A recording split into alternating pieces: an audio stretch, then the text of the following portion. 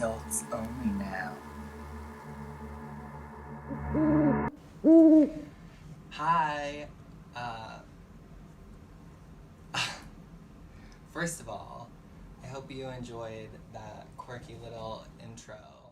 I filmed this before I decided that the adults were gonna just have their own YouTube channel. But now it's its own thing, and I didn't want to re-record. I want to start off by saying that, well, first, it's really weird to talk into a camera and sort of try and pretend I'm having a conversation with all of you. I'm finding it really funny to create these sort of videos and pretend that I'm interacting, because normally it's like very easy for me to communicate with people and, you know, like be fun and like I'm, you know, easy to talk to and get along with in person. But I'm realizing, looking at these videos, that there's a certain amount of awkwardness in my like gesture and conversation that I wasn't aware of. I don't know if that's just due to the camera or whatever. Anyways, back to the subject at hand. If you're a new student, welcome to my adult ceramics course, and you can disregard all of the weirdness that was just at the beginning of this video until you get to know me. And then you'll realize why it's funny or makes sense.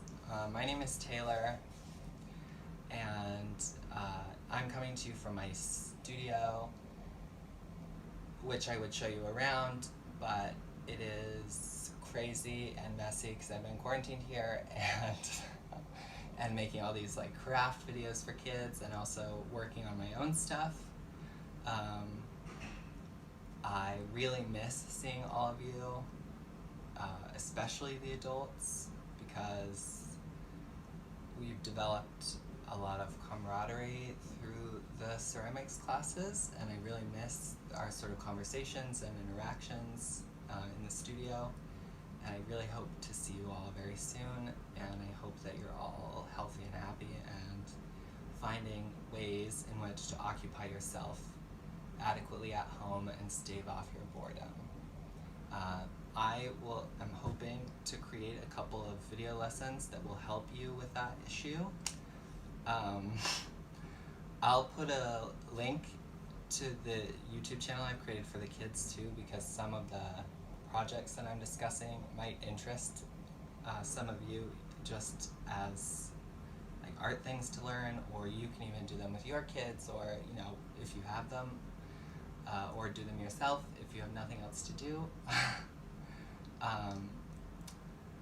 So I don't have access to clay right now, so I won't be creating technically minded clay videos for you to explore. What I'm going to do is try and expand your thinking and expand your skill set beyond the idea of what maybe people think of as ceramics, and try and get you to start thinking about developing a language that doesn't just include clay. So for the first lesson... So this changed as well because I filmed this before I filmed the lessons. So this video actually contains more of a discussion and set of tips and things and ideas for you to begin thinking about to create and maintain your own creative process while you're stuck at home. So it's a little bit different. It involves kind of a lot of talking, but I think that it's all things that are helpful, hopefully. And it also discusses a little bit about how I work and my creative process and how I think that you may be able to utilize or apply the things that I do for myself to begin helping yourself think in a more creative fashion than you're used to. It also contains details for an ongoing assignment that I would like you to start doing and thinking about. That is just a more general exercise for you to begin thinking about art forms and design beyond the clay studio. So I hope you enjoy these lessons, and I'm glad that I'm able to come to you in this way. At least we'll be able to interact a little bit like this. I know there will be some way for you to comment or send me questions, and I will try and respond to them as quickly as possible and help you out. You can always also post a link, not a link, you can always post on the YouTube channel that I have created that's called Quarantine Corner, and I will get an instant notification through that, whereas through the Clay website I don't always see it immediately because I'm not linked directly through my account. So if you have a very pressing question, that might be the best way to contact me. Yeah, I hope that you have fun. Through all of this, just remember that these lessons are designed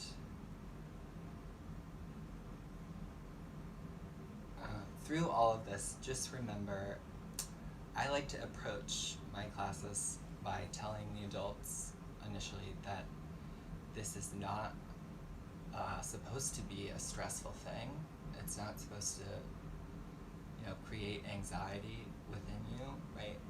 Ceramics as an art form is generally a very nice way to relax and become meditative and also create really beautiful objects. So just remember to have fun as you work and not to see the things that I give you even necessarily as assignments, but ways for you to explore and expand your creativity and just sort of think about the world maybe in a different way.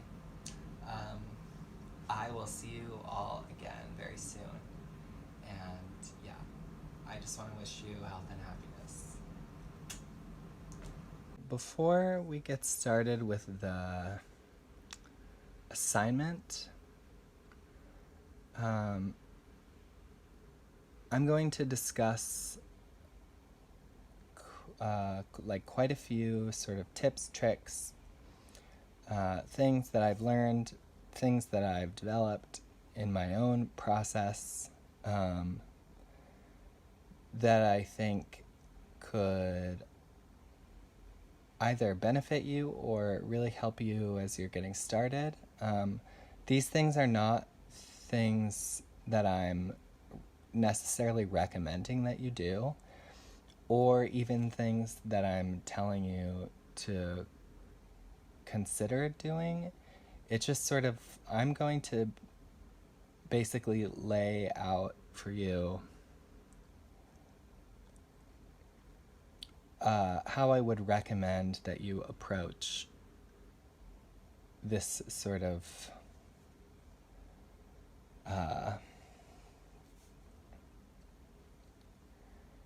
I don't know exactly how to put it. This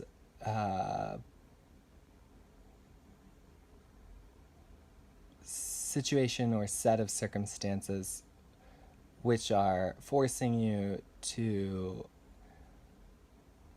learn maybe skills or techniques that you never thought you would develop, and like perhaps that's why you took a ceramics class, because these are things that you either don't feel that you can do, or that you have no interest in, or potentially they're just things that you don't necessarily think that you would be good at. That, I think, is a really detrimental approach for anyone to take, to like in terms of any art form. But just keep in mind, like, you are all taking a ceramics class, yes, but none of you are ceramicists. Okay, like, you're here to learn techniques and to learn skills that will potentially one day turn you into a ceramicist.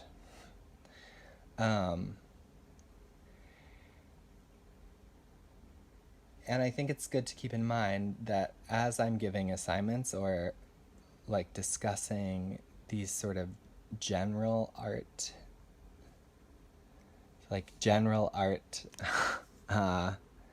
techniques, that it's the same thing, right? Like, none of you, well, I mean, potentially some of you may be artists in your own right, but it's very unlikely that any of you are drawers, right? Like, that's your profession, okay? And even if you are, you would probably do a very specific type of drawing. And this is really not that, like what I'm suggesting and talking about. So the first thing that I think is really important for you to consider in all of these things, but also when class starts back up again and you're working in the studio with clay, within any art process, I think that people forget that you really need to form and maintain habits, right? In the ceramic studio, that translates to, like, I mean, a lot of like cleaning up and maintaining this sort of studio that we're in. But I think people neglect to realize, or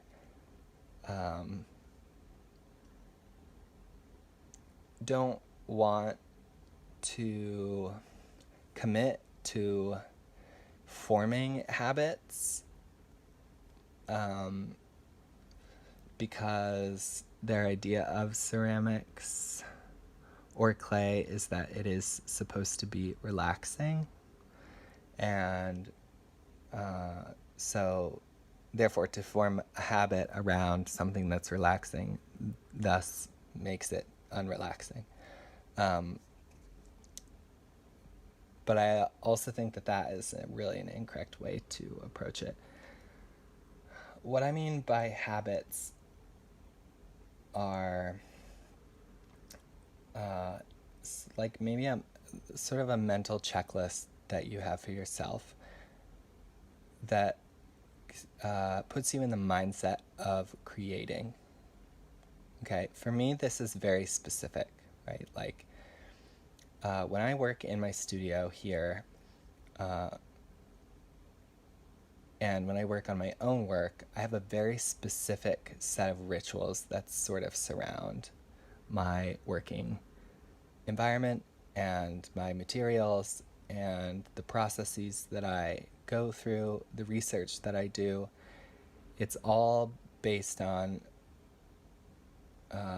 these sort of habits that I have formed mostly unconsciously over the years, but certain things I have formed consciously. Like, part of my practice is to make sure that I read at least 2 hours a day, right? And that has nothing necessarily to even do with the work that I'm doing at that point, or the subject matter that I'm working on. It really is like, it can be totally arbitrary, but I make sure every day, and usually this is during my commute, that I read at least 2 hours a day. It's become very important to me, both to continue to expand my knowledge, even if I am reading something frivolous or fictional, but also as a way to relax my mind and open it to possibilities other than whatever is circulating within my head currently. Another habit that I've formed, I make sure that I do some of my own work every single day. It doesn't matter how tired I am, how upset I am, if I've had a really terrible day, I have to work on a piece, because if I don't, I will never get things done. So I think it is key for you right now, especially as you're quarantined and sort of confined, to find a time during the day. And I would like for you to set aside, obviously, if this is impossible because you have kids or whatever, but kids sleep, and half an hour extra is not going to kill you, I think, if you stay up late or whatever.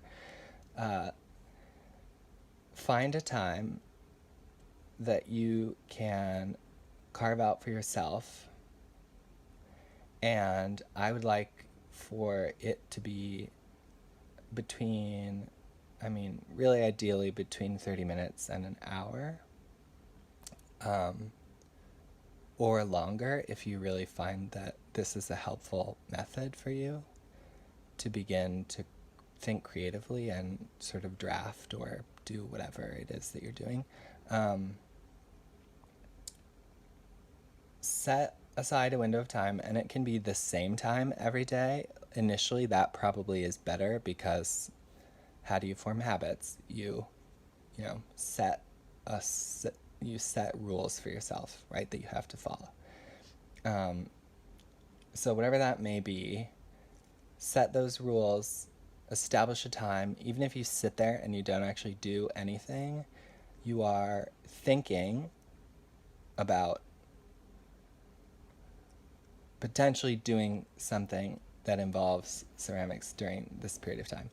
I would like for you to sketch, or try to sketch. If you are not a drawer, if you have never drawn, if you don't like drawing,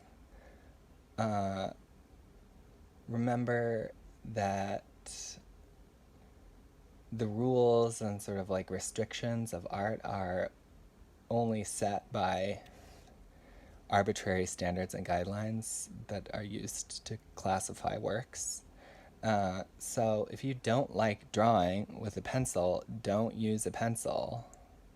Find a material that you like. If you like drawing with food, or if you like sketching with string, or if you like painting using watercolor or dye or ink or makeup or nail polish, whatever it is, find a material that excites you, interests you, and work with it for that set period of time every day, and begin to think about design or elements of design. This I will come back to at the end, because it's a more overarching assignment. But I'm going to get into some other things first, and then talk about your first sort of general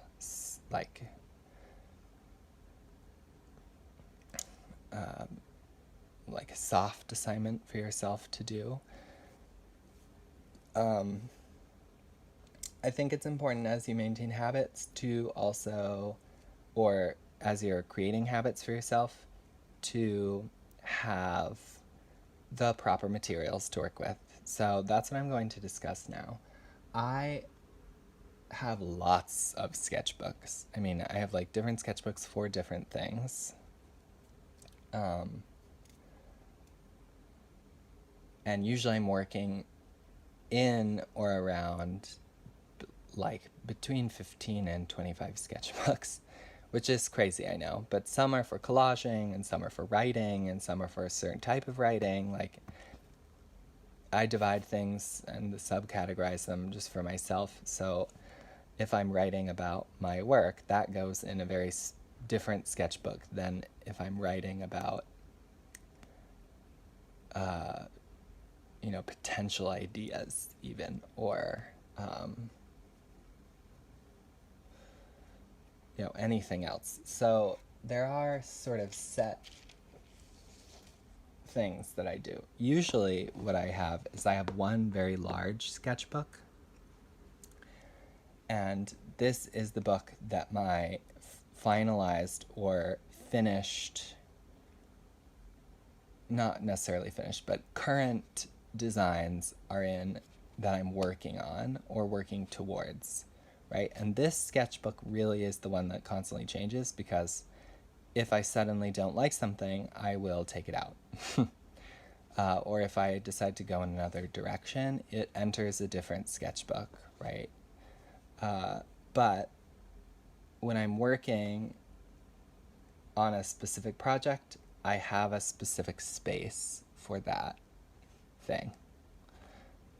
So I think it's really important to get a nice sketchbook for yourself. It doesn't have to be huge. I like working in a large space because usually I'm working on a set of complex ideas that are interwoven in some way. So I need a lot of space to think. And I like to make lots of little sketches. You'll see, I'll show you, I'll open my sketchbook. But first, it's really important when you get a sketchbook to get the right kind of paper too.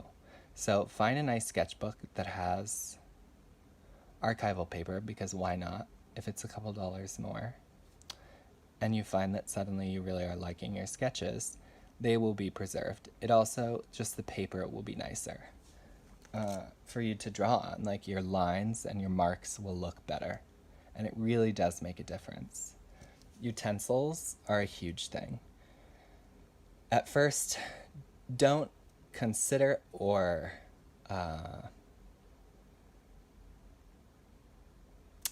work in color, I think, in a way that is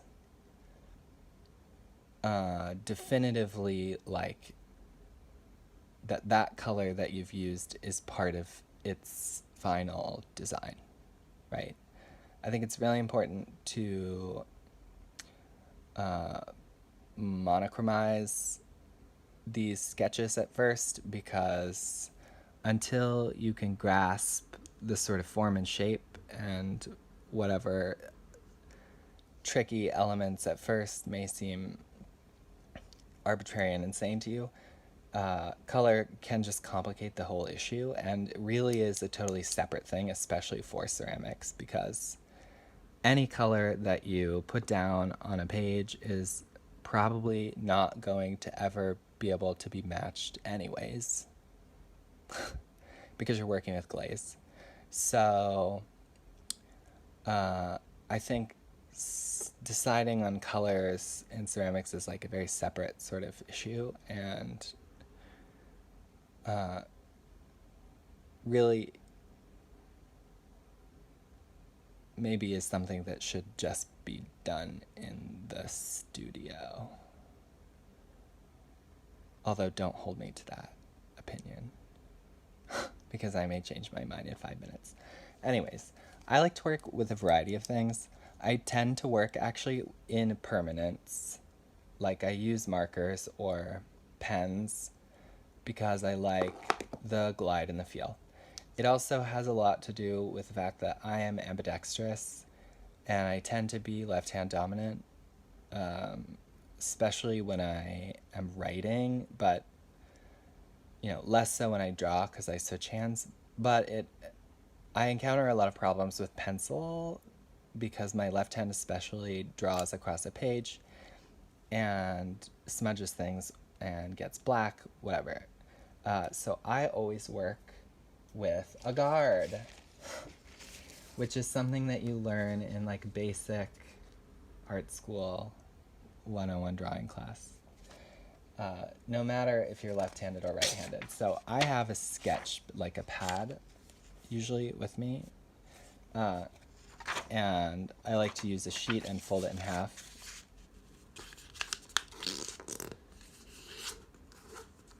And the reason that I use sketch or notepads is because the paper that's used to make notepads is generally more slick. It's less porous.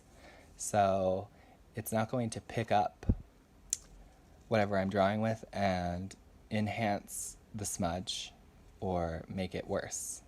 So like, don't make a guard for your hand out of watercolor paper.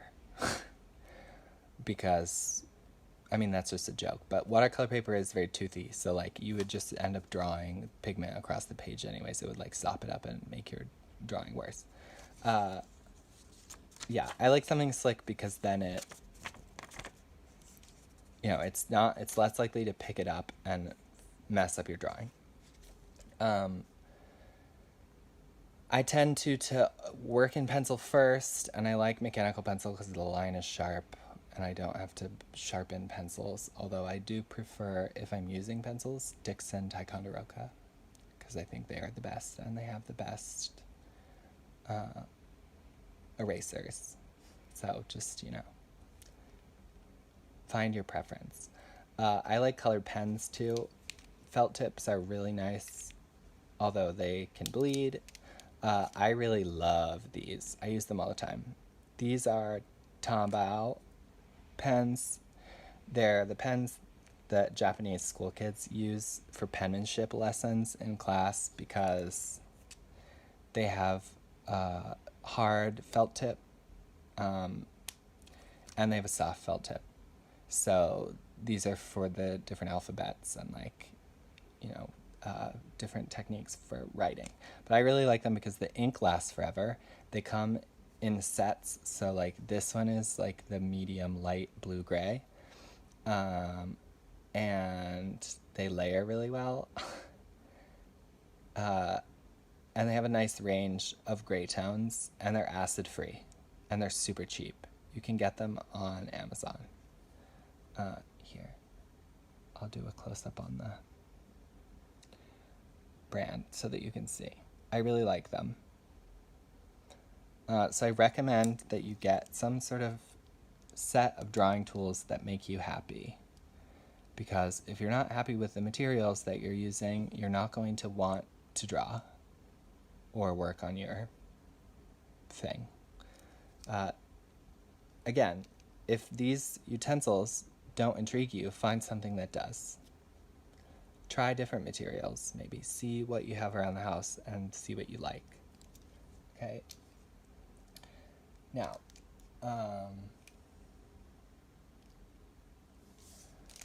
I always like to have grid paper.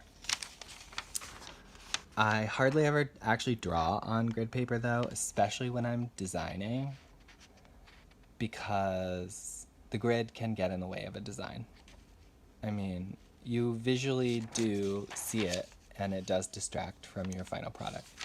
So I tend to work actually through a series of like layering processes, and I use tracing paper for almost all of my designs because, well, you'll see when I open my sketchbook. Tracing paper is really great because if you get, this is sturdier, so like it's not flimsy, it's not going to rip, and it doesn't wrinkle super easily, and it has a beautiful texture you can't really see, but doesn't look like it would be translucent, but it is totally translucent. I love it. This is the pad. It's just like a basic Utrecht professional quality tracing paper, 25-pound, big, because you can always cut it down.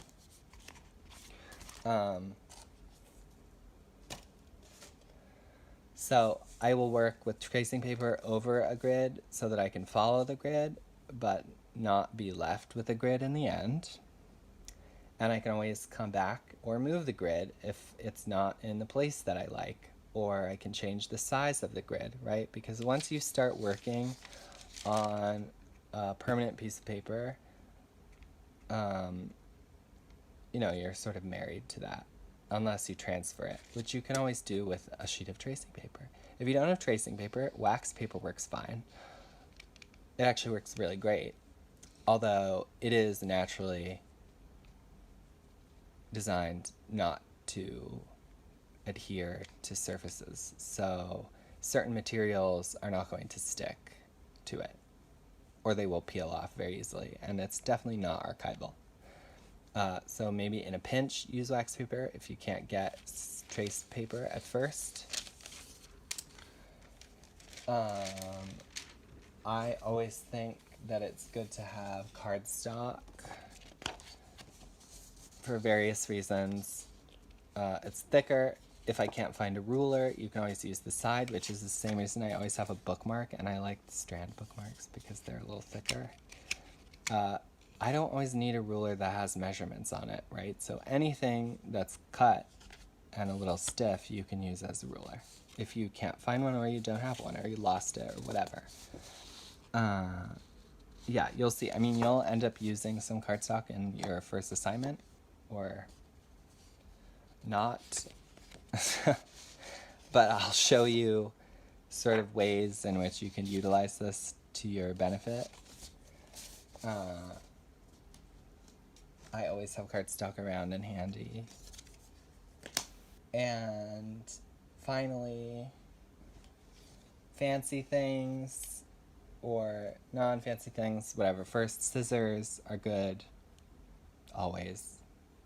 I don't know, I just like to have scissors around.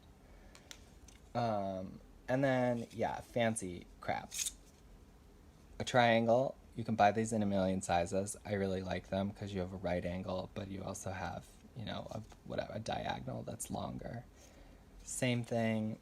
I like see-through stuff so that I can measure or see where I'm going and what I'm doing. I hate rulers that are not transparent. I find it really annoying. And French curves. If you're brave, get a set of French curves. I think they're really handy and helpful, and in ways that you would never think. This one's super old. You can see I've used it a lot. I have a nicer set somewhere, but I can't find it. I was looking around because I wanted to show you, but I don't know where they are. So this one we'll have to do. French curves are so handy, like more handy than you would ever realize until you've actually just sort of had them and used them.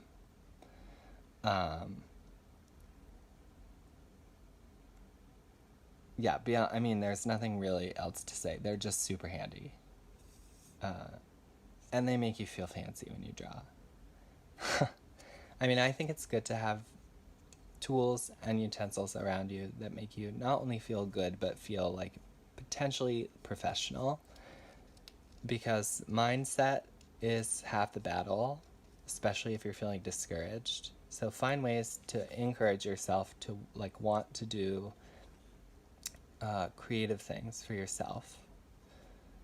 Not because I'm asking you to, or you feel some obligation to do so. I really think it's important to do art for no other reason than yourself. Not even necessarily to please yourself. I think it's just important to do it as whatever. That's another subject. Okay. I will take you on a little tour of my sketchbook so that you can see the way that I work, and maybe this will help you. Right now I'm working on designing my next show. If you've never had me as a teacher, or if you have and we've never sort of discussed my work, Long story short, it involves hand knit installations, usually of great complexity and unfortunately immense expense. They take me years to make. And there's like all this research and stuff involved in the things that go into them in the background and the whatever, because they tend to deal with issues of gender and the domestic and societal conventions of conforming or non-conforming and what that means, rituals of the self and of art practices. It deals with dissociating ideas of art as a divided form. So when I make things, I make like every part of the show to sort of break down the barriers between classification. So it's impossible for my work to be categorized, or as impossible as I can make it for it to be categorized.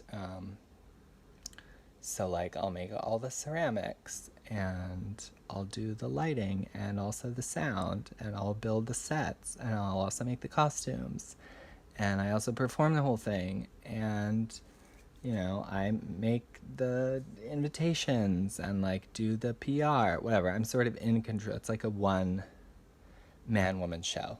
And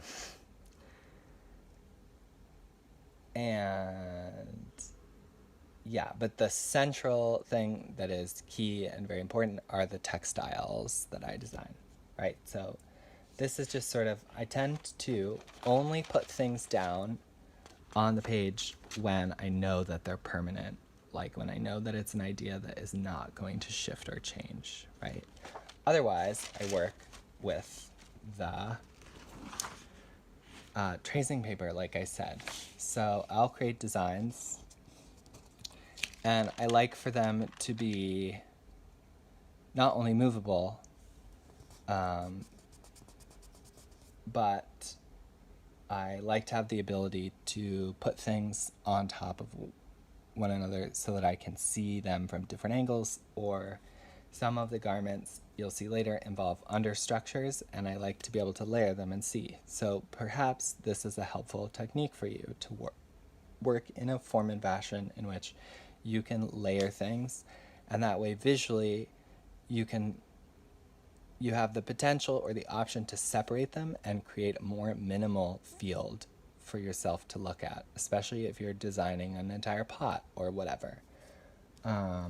So what I do, I have these like two figures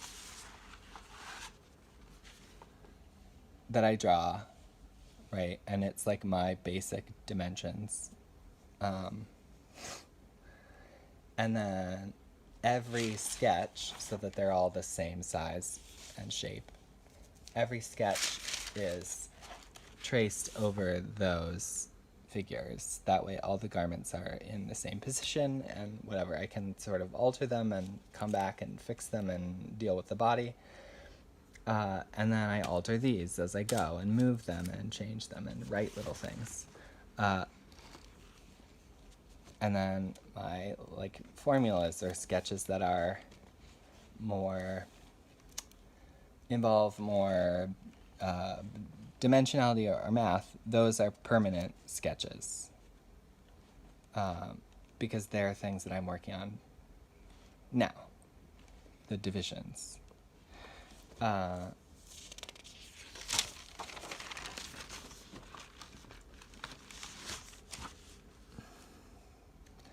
You know, I like too that I can flip this back and draw underneath it, or write things. So I really like the layering process.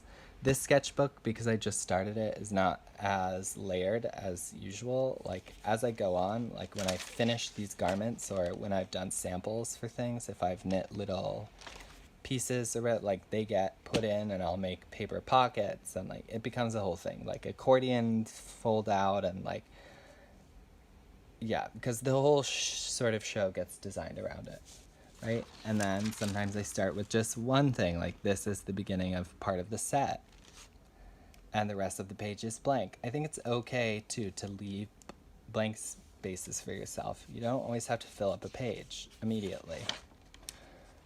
Little things, writings, you know, these are just more designs so that you can see. Sometimes I work very scattered. You know, these are all the undergarments that go with each thing. And then we get into this, which is really more, it's easier for you to see why it's helpful for me to work the way that I do, because certain garments require understructures, and so I can draw and also layer that way if I want to see what this will look like on top of this, or proportion it properly before I actually begin making it. I can look at things from different views. I can change them. If I like this or I hate this, I can always retrace this. You know, that's the benefit of tracing paper. So you should think about this, ways that you can utilize it. For example, if you draw a pot shape, a silhouette that you really like, or a handle, and then you're working on a design or a pattern for it, I would recommend that you don't draw or attempt to draw that pattern directly on your initial sketch. Transfer it so that you have that original that you like, and that's preserved. Or if you're making multiples of something, then it's very easy for you to sort of clone stamp it and make multiples of that one thing. That way, if you mess up a sketch, you're not like, oh, God damn it. Now it's like, I ruined that nice pot that I drew, right? You can, you know, always have it again. And if you're working on a copy of something, you're less likely to view it as like a precious object. And so you're going to be both willing and able to make alterations to it that you normally would not, I think. Yeah. So you can see, I like to leave a large blank, you know, one design goes on each page, because eventually I fill all of this in with other stuff. And yeah, that's just, you know, little tour so that you could see a little bit of the way that I work. If I'm designing pattern, that's a little different. My actual knitting patterns are all created with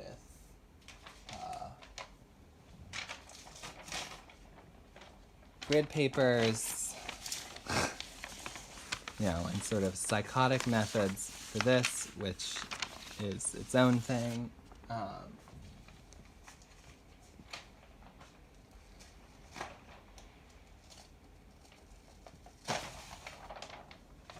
No. These also begin in pencil, and then I transfer them later into ink.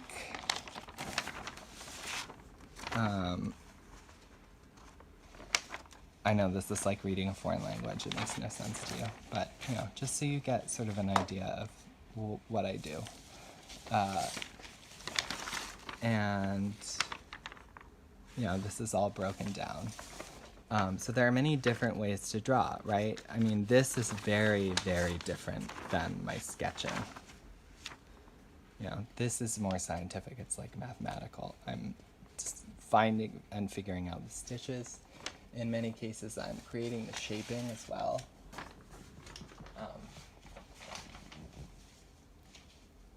I'll show you one in which that's happening so that if that is clear.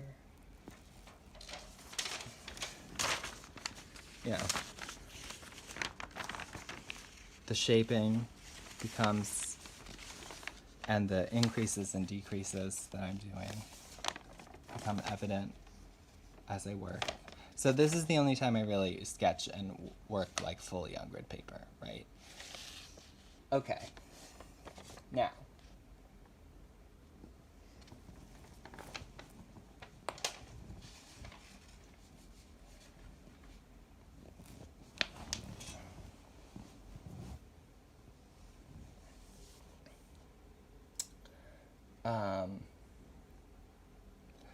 I'm going to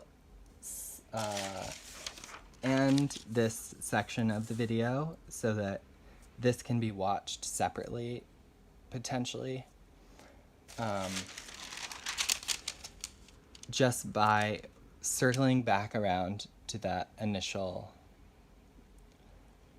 assignment that you have that will be a continuing assignment of establishing routines or a set of rules for yourself to work around. So that you can start to form your own creative process. And then the actual assignment will be a separate video so that it's just its own thing, and it will be very easy for you to reference that. And then you don't have to listen to me babbling endlessly about nonsense. So, in that space of time that you create for yourself, I would really like for your sketches to become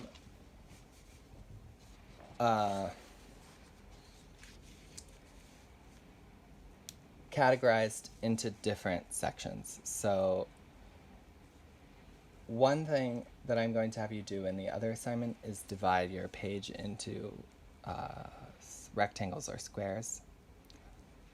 I think that can be very helpful as well. But for this specifically and especially, I think it's really good to work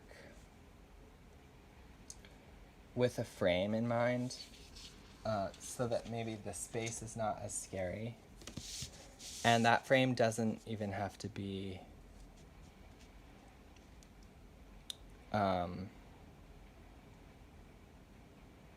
rectangular, right? If you like to work in octagonal form, go for it.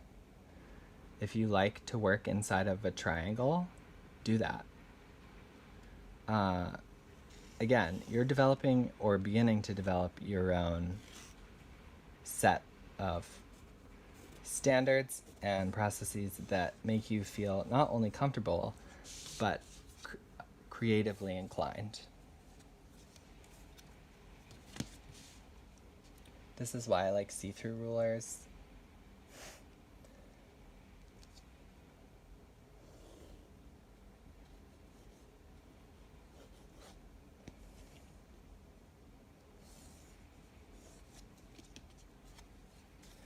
Create a frame. This frame also could be a pot. It could be a silhouette of a pot that you like, or an idea for a pot that you like. That doesn't really matter. What you're going to do is begin to think about dividing space. And this is a really easy way to start thinking about creating pattern that is asymmetrical. In many ways, I think that it's more beneficial to think asymmetrically first, because people are so bound by symmetry, especially in ceramics. The need or desire to make things that are the exact same size and shape if they're cut in half. And I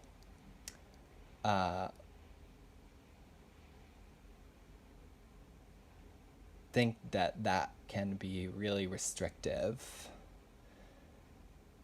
to your own creative process. And also, as a general rule, I don't think that things need to always be so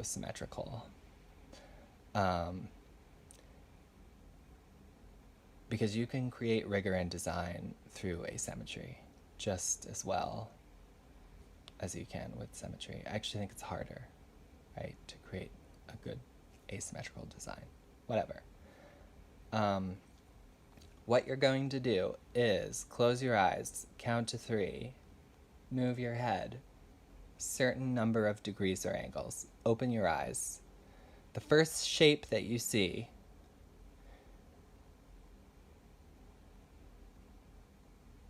you're going to put down on the page. And this is a rough outline of a shape, okay? Or it could get very specific, right? So the first thing that I saw was the edge of a bowl on my table. And it has a shape like this. And I'm just going to put it on my page. Okay? Now, same thing. Close my eyes, tilt my head 3 seconds, open them. What do I see? First thing. Don't change your mind, right? That's not the point. The point of this is not to pick or create something even that's attractive. It's to begin combining shapes and seeing what happens. You're loosening your mind and starting to draw. And the shape that you translate does not and should not even be accurate. And you don't have to include the entirety of the shape, right? Like I didn't include the whole rim. I only included a part of it, however much I felt. So the second thing that I saw is the sort of really strong horizontal line created by my shelving unit that has little triangles. So I'm going to add that here.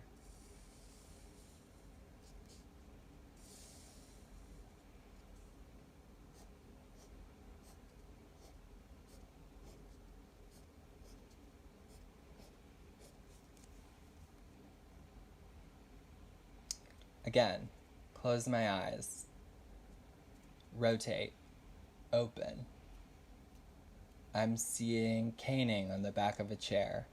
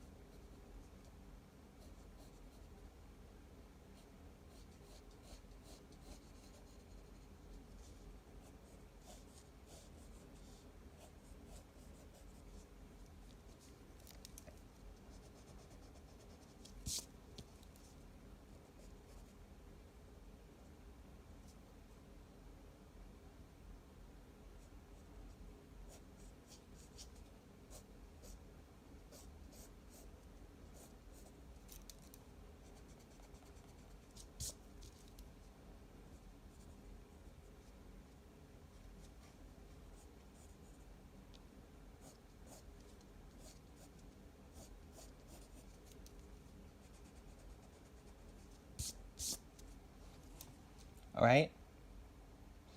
Obviously, this got a little more complex. That's fine. if you see a shape that you really like, translate it exactly, or whatever. Interpret it in a way that you find interesting. Okay? Like, obviously, this is a lot of hexagons, so on the chair, this would be really tight and defined, but I extended it. I could even come back and decide that I don't want them to extend all the way. That's the great thing about drawing. You can always change it. Okay, next. Close my eyes. Again, move. Right? I'm seeing a circular nozzle on top of a bottle. Decide where I want to put it.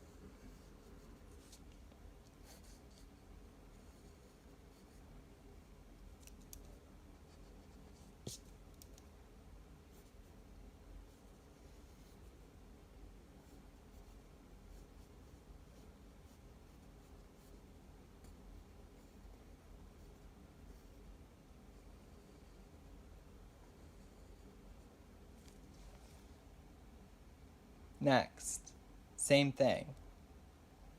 Close my eyes. Rotate. Count to 3. Open. I'm seeing some wrinkles in a sheet. I mean, you can also start to subdivide things. Okay, so like the sheet that I'm looking at contains a pattern, a floral pattern, but it also itself is a shape. And within that shape are many divisions. So perhaps what I want to do is take some of the negative space actually from the sheet where the pattern doesn't fill.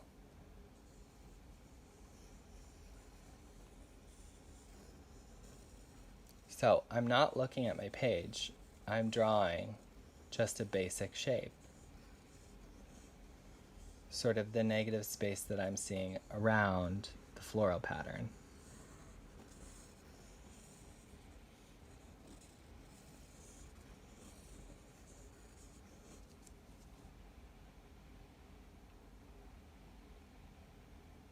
Again, close your eyes, open them.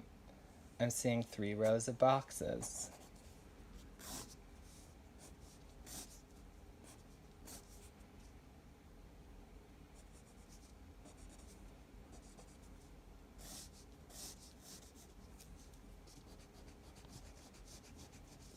Don't be afraid to erase things. Alter your drawing drastically if you feel that it needs it. Experiment. These are not precious drawings. These are the beginnings of your creative process. And as such, they should be treated, as impermanent, not as something that is archived or archival. If you happen to do a drawing that's good enough that you want to keep it and archive it for yourself for later use, all the better. But don't be discouraged if at first you're not creating images or drawings that you're ever going to even utilize or use in the end. Okay, because that's not the point of this exercise. The point of this exercise is to establish routines for yourself. Okay, erasure is a good thing.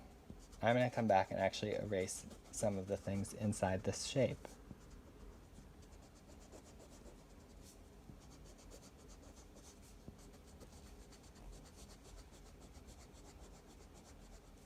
And now I'm going to talk about something a little more technical, line weight. If you want something to read as closer, make it darker. Make the line thicker. Experiment too with your line weight. Why does a line always have to be perfectly smooth? It doesn't. This line now, this shape, is becoming not just its own shape, or lack of shape, or negative space. My line weight is pushing it forward, so it's sitting on top of everything, and I'm creating a texture with the actual line. Not everything should read on the same plane, unless it is functioning on the same plane. Although, drawings that are like that can be very confusing. Yes, okay. Next, close my eyes, rotate my head. I'm seeing a strand of yarn.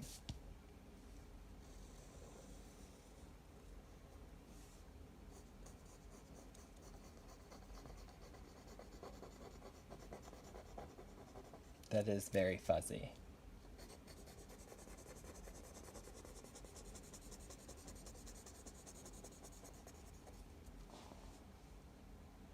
All right? I think you get the idea, right? Now you can see. I have this little sketch. If I'm feeling done with it, great. Draw another square. Do the exercise again. Begin looking in a different direction. Try a different frame. Create a non-rectangular frame. Create a non-linear frame. See how this changes what you perceive, even as you're looking around, opening your eyes.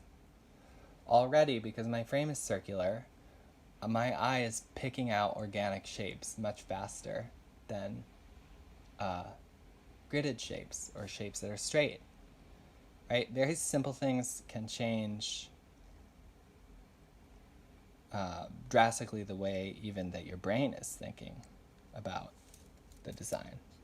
Okay? Try and do a page full of these a day. However long that takes you. Save them all, please. I would like to see them. If you don't do this, that's fine. Don't keep anything. But if you are doing the sketches, no matter how bad or good you think they are, that's qualitative and also is totally subjective. And that's not how I'm going to be looking at them, regardless. And it's not really how you should look at them either. Keep them, please, so that we can show each other, and also so that you can start maybe seeing trends that form in your early drawings. Shapes that attract you. Sizes. If you're a heavy or a light drawer. If you can tell a lot by, especially when you first start drawing, by these little sketches. But it will become harder for you to analyze your own work if you don't have a collection of them that span a series of time. Because picking something out from a random week and looking at it is not really painting a picture for yourself or for me, either of growth or maybe of style, whatever. So it's good to have a collection, a group of them. If you're working on loose paper, find a little binder or whatever to put them all in. You don't necessarily need a sketchbook. You could use loose paper and then either bind them together later, which if you guys would like, I can teach you how to do that, because I am both knowledgeable and skilled in bookbinding. And or just keep them in a folder for yourself, right? Okay, I'm gonna shut up now because I think this video has been long enough. And yeah, I hope that you're healthy and happy and that I get to see you all soon. And I will try to answer questions as soon as possible, and I will give you a couple of assignments to work on. I'm going to make quite a few videos for you, just so you can think about lots of different things, maybe. And yeah, great. Okay. Have a good day, and I'll see you soon.